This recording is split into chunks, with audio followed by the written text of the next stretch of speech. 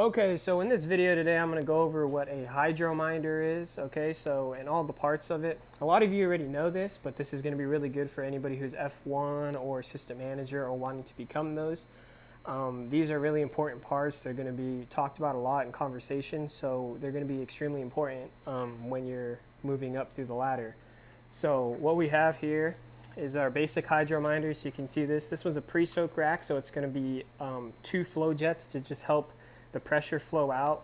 Okay, we'll talk about what that is in a second. Then we're just doing that just to explain how it looks to you guys.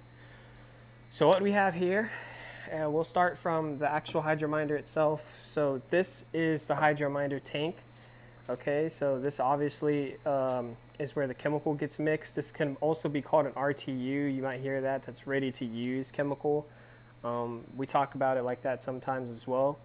So what we have going on in this RTU is we have a float down here. So this float essentially pulls down, and this is what your water is going to be coming from, if you can hear that. This right here is your eductor. So this eductor is going to be what is actually diluting your chemical for you. So this is what's creating the suction with the water. So when this float comes down, water will come through this hydrominder and actually start filling it up. It flows down into this eductor right here, and it pulls chemical out of the tank, the drum, if you can see that. So it's actually pulling chemical out of this drum up into this tube with the suction, and then it flows in this down tube here into your RTU or your hydrominder tank.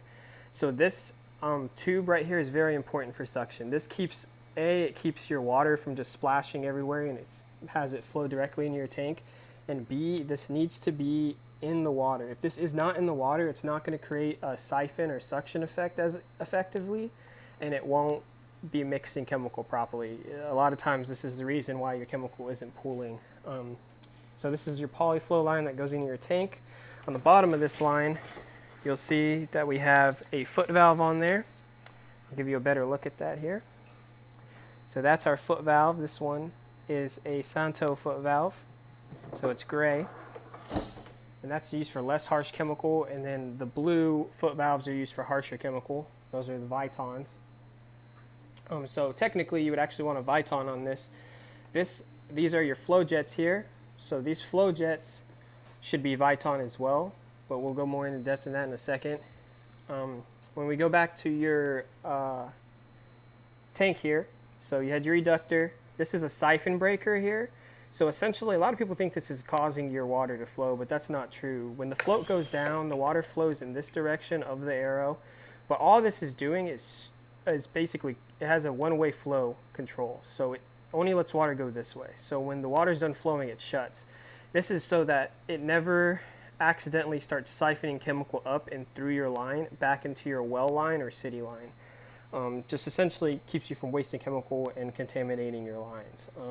As you keep going down, there's more brass fittings in a 90, and then there's your hydrominder top or float here. This is the top piece of your float. Inside of this is actually the magnet and a pin in there that is controlling the water flow. So when the float goes down, it pulls this magnet down just enough to raise a pin of metal up, which allows water to flow through there. So if you're not getting any water flow, this is actually what you're going to look at to fix that.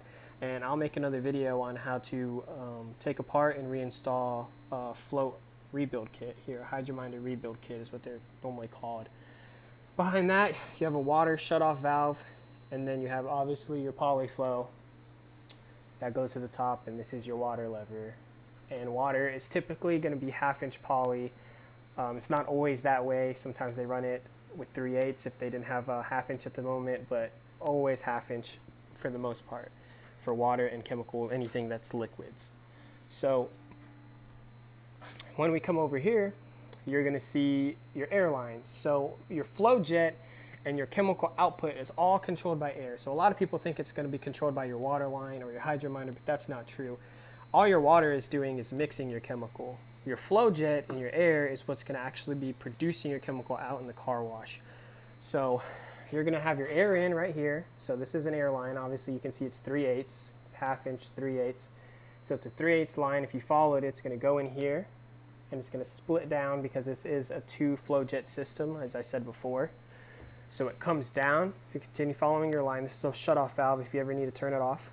Below that is a solenoid. I'm going to make another video explaining these solenoids.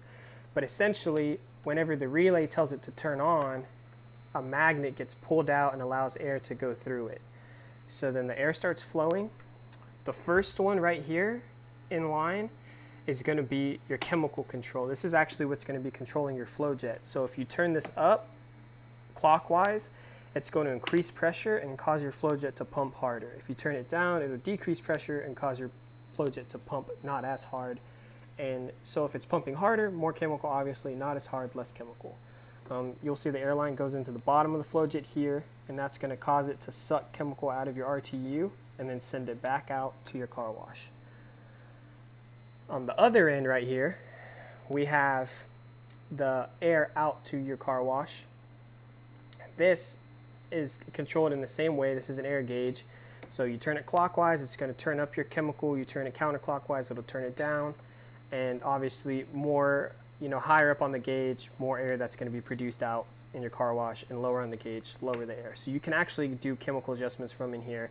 If it's looking really watery, then you're going to want to put more of the air in there. If it's looking really, like it's shooting too much air, you'll turn down the air and increase the chemical on that. And that's going to be the same on both sides.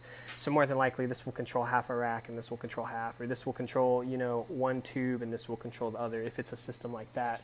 A more typical system that you're going to actually see is this single flow jet system. It's going to look like this. So that's a CTA right here. And it's going to be exactly the same like I said before. So it's going to have, your whole water setup like I said. It's going to have the siphon breaker, hydro top or float, your reductor, your poly flow. It's going to have your tube that goes into your tank, your little downstem there. And then it's also going to have your air right here, and your solenoid, your air shutoff valve, and your 2 air controls. Once again, this one right here controls the flow jet and your chemical out, and this one right here controls your air out to the tunnel.